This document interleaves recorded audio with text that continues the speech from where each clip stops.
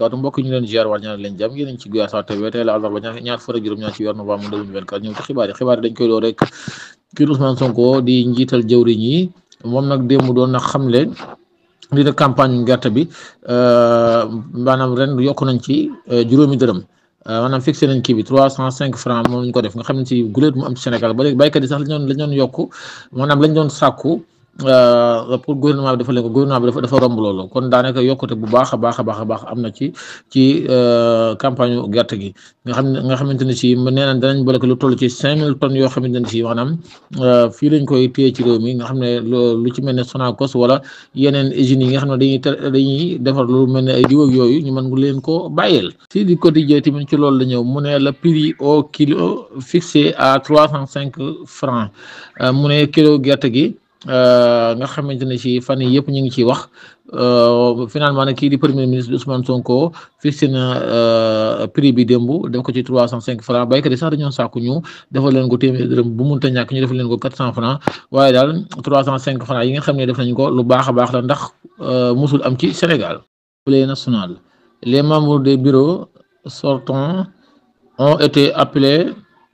rendre les voitures de service maanaam ñi nga xamante ne si ñoo nekkoon assemblée te jóge fa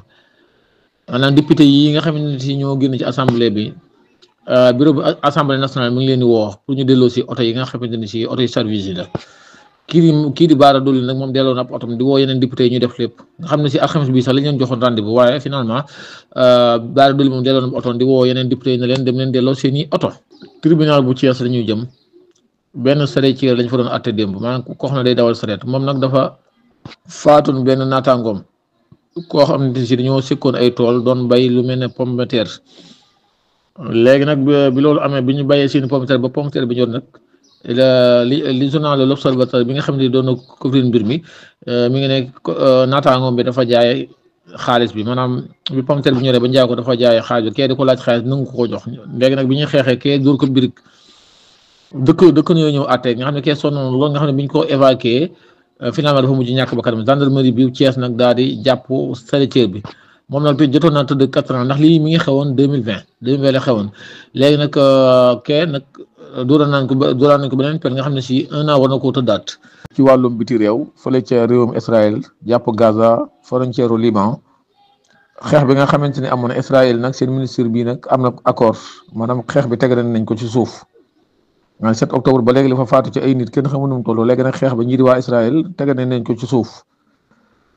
macha allah muy doon lu rafet loo xamante ne ci àdduna bépp rafetlu nañ ko. wàllum tàggat yaram lañ koy jeexale kii di Modou Lo ak Siteu ñoom nag kenn ku nekk ci sa reliquat jël nañ ci dara Modou Lo 2 millions lañ wax ne 200 000 maanaam 2 millions yu teg 200 000 yoo xamante ne si dagg nañ ko kii di Siteu 2 millions 700 lañ wax ne dagg nañ ko kon liñ leen dagg bari na. ñi def loolu nag ñooy waa CNG Siteu moomu sax kii di manager di Max Mbargane moom dugal na recours di wax ne Modou Lo daanu leen ñu ngi ciy déglu CNG ba xam lu leen di wax. dañuy dem fële ci Europe Ligue des Champions nag démb lañ tàmbali woon 5e journée yi Milan AC nag dafa fekk ñii di Bratislava dóor leen 3 bal ci 2 Parma moom nag Atlético Madrid doomu espagnol yi ñoo leen dóor juróom-benn bal ci dara Barcelone dafa dóor 3 bal ci dara ñii di Brest Bayern Munich dafa